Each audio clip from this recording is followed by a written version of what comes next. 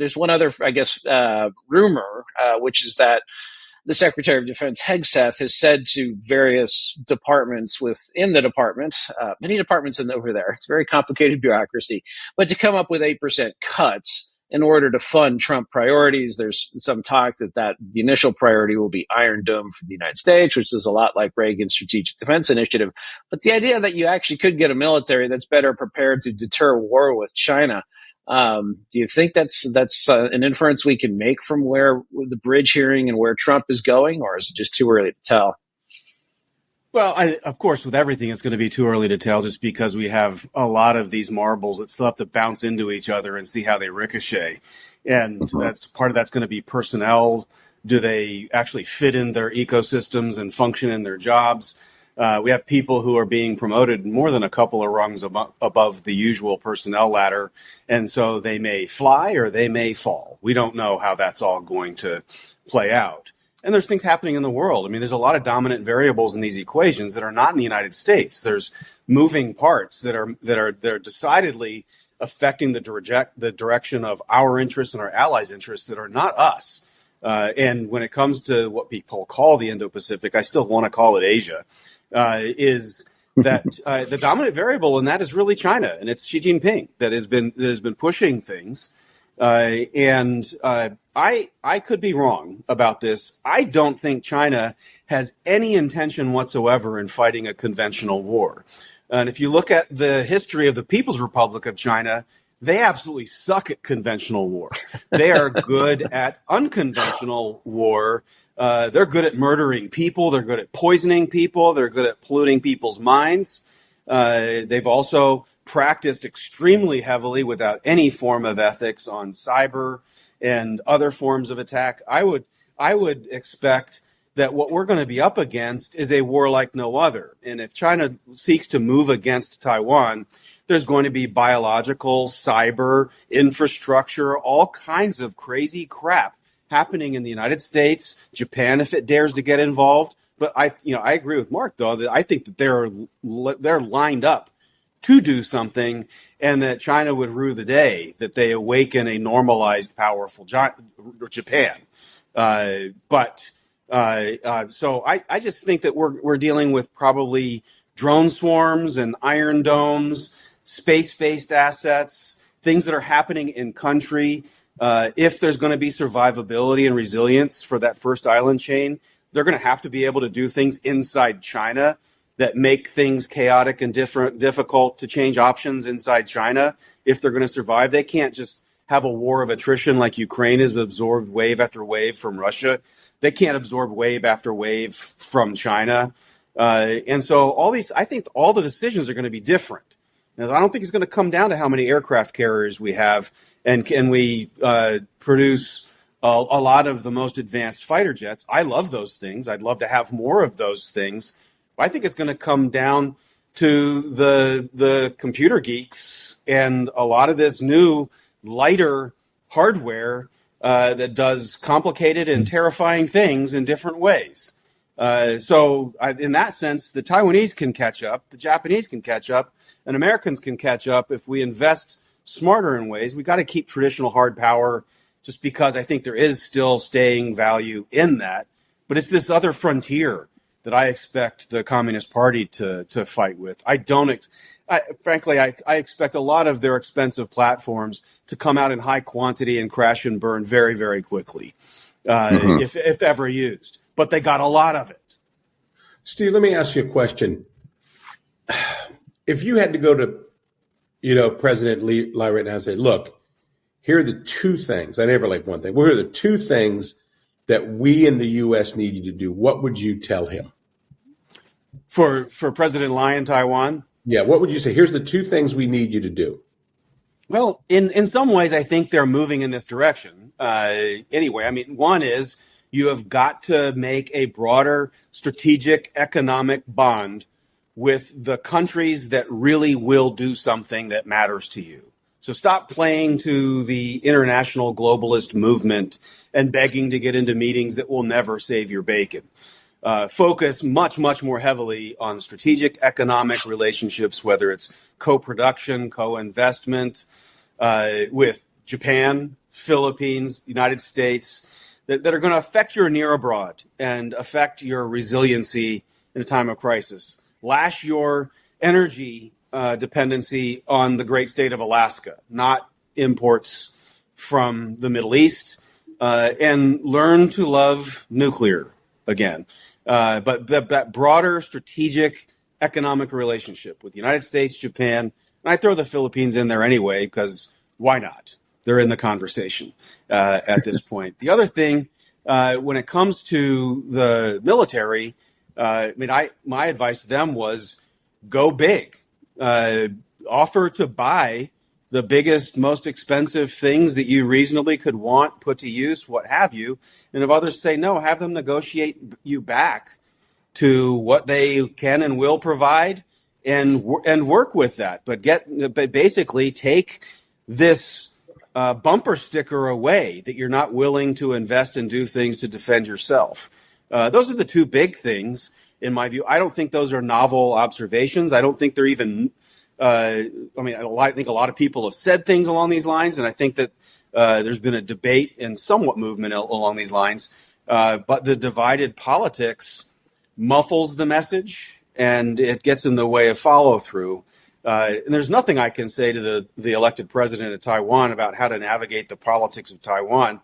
It's a crazy system to aliens from outside. And, to have a presidential office, to have a premier running an executive yuan that takes questions in front of the legislature. The legislature itself is not like our Congress. It operates differently. That stuff is kind of impenetrable. The only thing you can do on that front is win, but hopefully win on things that will be attractive to those you really need to depend upon. And this is the part where I would just, punctuate something that I know Christian and I have tried to bang the gong about for years.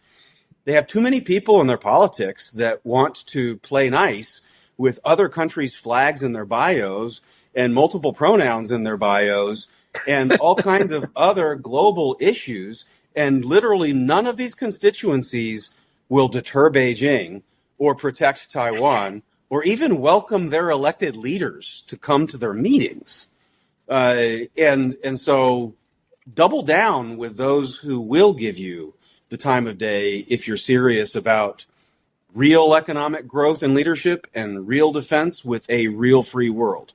But you asked for two, you got way more than two. But I'm like, no. I mean, look, I'm with you. So much of the Taiwanese is, and when I see the Taiwanese, I'm there.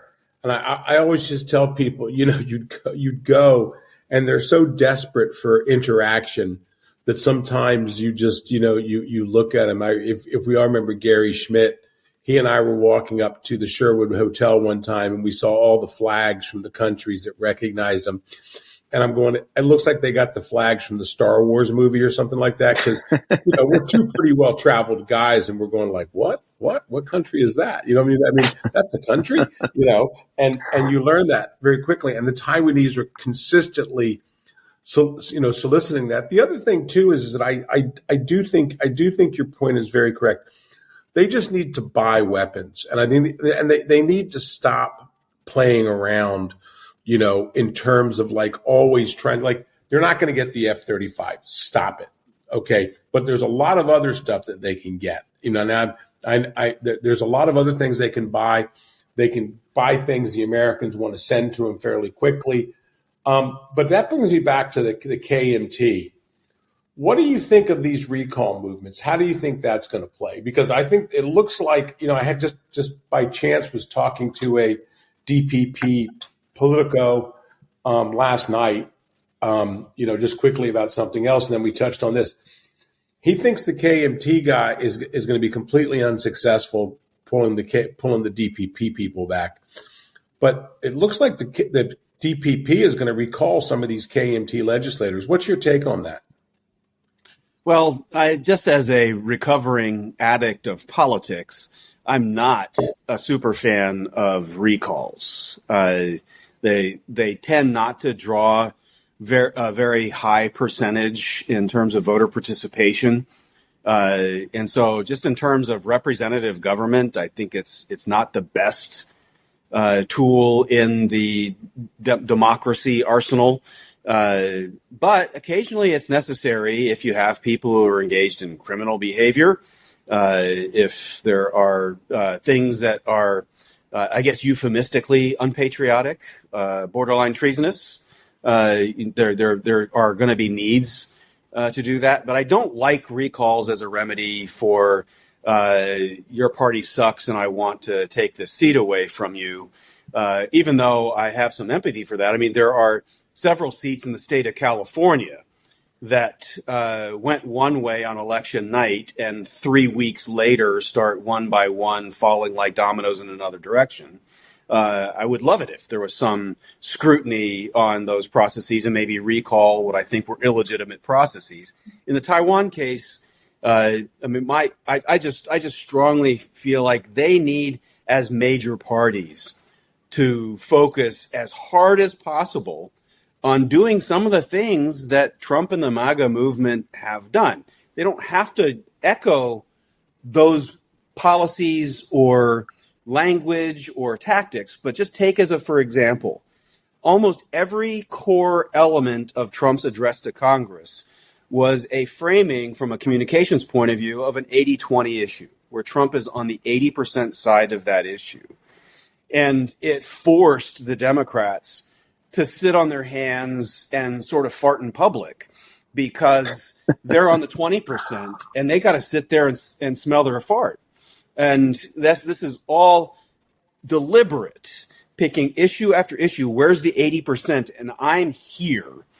And just make it painful to the point of self-marginalization for the opposition, to the point where you're in a much better position going into legislative elections to change your proportional representation in the legislature, etc. So in Taiwan, what are those 80-20 issues? Well, in times past, there was this issue of identity. Are you Taiwanese or what have you? And the opposition movement kind of rode that change of perception to a majority in the legislature. But then they sort of lost what their identity was. Are we anti-nuclear? Are we about cutting carbon out of our lives? Transvestite boxers. Yeah, I'm a fan of tolerance, but having the region's largest pride parade doesn't kind of change the fundamentals of your next election's politics in Taiwan. So what are those 80-20 issues, or even 70-30 issues, whatever they are, and focus on that? And there's some we've talked about over the years.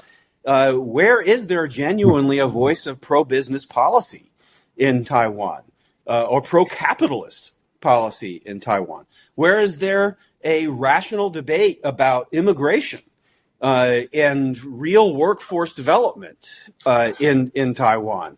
So there's some real bread and butter building blocks of politics issues that are not defined in that system. I think that the major parties should be really drilling down into their identity on those policy agendas that create the definition, instead of these recalls and sort of this overbearing personalization of politics, which is addictive, but it doesn't lead to results. And a lot of the world thinks that Trump is all just about personality, and it's hard to deny. There's definitely some of that personality, but the genius in it, in my view, is that on policy, there are some big things that with all this distraction are moving forward. It's not perfect, but it's way more progress than I witnessed in the Reagan administration or both Bush administrations.